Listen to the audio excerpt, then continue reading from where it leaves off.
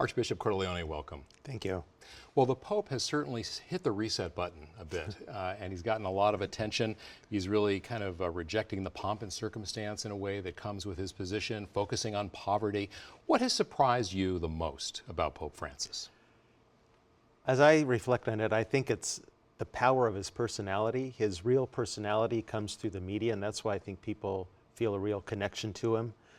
He certainly is very close to the people in his style and the things he does to reach out to them. But even beyond that, he has this power of his personality to people feel connected, because what you see in the media is what he's really like in person. He's warm. Yes. Yeah. And there's been a lot of discussion about whether he is simply setting a different tone or if there's something bigger going on. And I'm wondering, what do you think? Some have even said that what he's already done just in these first few months has been revolutionary. What's your take? In a sense, I would say it's been revolutionary because people are taking a different look at the Catholic Church, and they're kind of rethinking things through. I think he will What do you mean by that?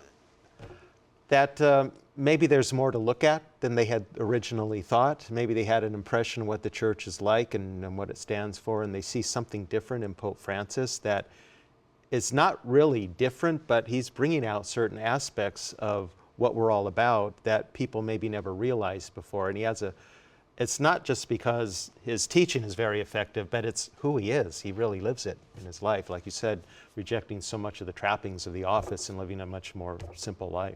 One of the things he's talked about in this phrase, the tyranny of capitalism. And of course, here in San Francisco, there's a lot of concern about the cost of living, the haves and the have-nots.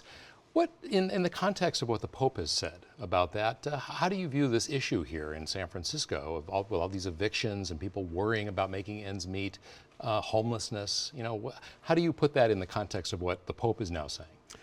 What I see the Pope saying, it is in line with his teachings of his predecessors about this. Capitalism can become tyrannical if it's completely unbridled, if it's not restrained by any kind of ethical concerns.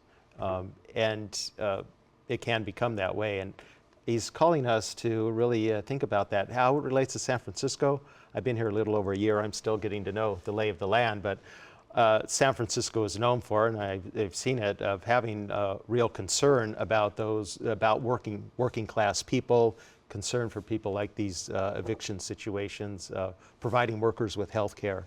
So I think it's a message that resonates well with the culture here in San Francisco. One of the things the Pope has said is that some church officials have become obsessed, or they're too obsessed with divisive social issues, abortion, contraception, gay rights. Do you agree with that? I think he's cautioning us to become too obsessed with them and focused in on only one issue. These are really big issues. They are issues we need to talk about. He himself talks about them. But when he says he doesn't want ideologue pastors and ideologue bishops, what I understand him to say is that we're convinced of the truth of what we have to share. We think it's going to benefit, but we don't approach a situation by trying to impose this on people without any kind of a human relationship. We don't.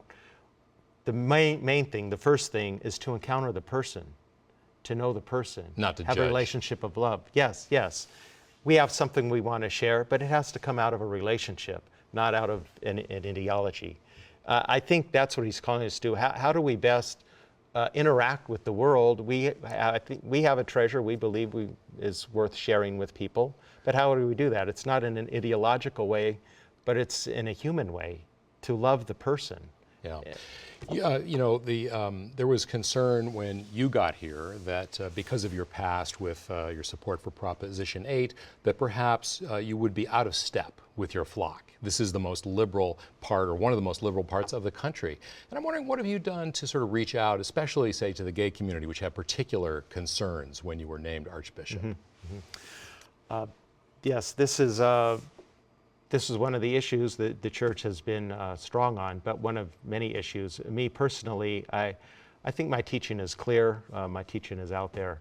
I have been trying to connect with going to places where they're serving suppers for people in the homeless. Most Holy Redeemer Parish has a Wednesday night supper. Visiting in the AIDS. Castro district. Yeah, yeah. visiting AIDS hospice. And I'm still, even though I've been here a year, I feel like I'm still brand new, but I'm lining up other things I can do, especially through our Catholic community, to get to know gay Catholics. And I've already had dialogues before in the past. I've established relationships in the past, but I need to continue doing that here in San Francisco. What do you learn from those interactions? I think when we don't interact with each other, we can make decisions or get images based on stereotypes, and that happens on both sides. People on my side of the marriage debate can see mean things that are happening to people that are standing up for marriage, and they can paint with a broad stroke. But when we interact, we understand that a lot of times, people have suffered because they have this orientation. They've been disowned by their families, they've been harmed, and they want to come to a place that will accept them for who they are and affirm them. So it tenderizes us, and that's how we can have a human relationship. And we're not going to change each other's minds, but we can live together in a human way because we love each other as brothers and sisters, even though we have this sharp divide. Yeah.